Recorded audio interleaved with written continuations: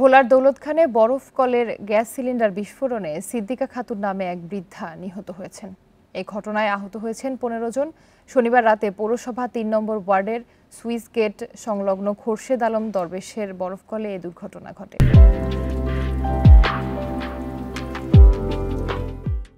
Police জানায়, রাতে বরফকলে বিকট শব্দ হয়, এতে এলাকায় আতঙ্ক ছড়িয়ে পড়ে।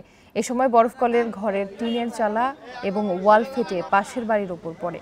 এতে সিদ্দিকা খাতুন, ফাইজা ও হুমায়রা সহ ৩ জন গুরুতর আহত হন। তাদের উদ্ধার করে হাসপাতালে নিলে চিকিৎসক উন্নত চিকিৎসার জন্য ভোলা সদর হাসপাতালে পাঠান।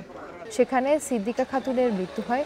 খবর পেয়ে উপজেলা প্রশাসন, পুলিশ, দৌলতখান ও ফায়ার সার্ভিস ঘটনাস্থলে গিয়ে পরিস্থিতি নিয়ন্ত্রণে আনে।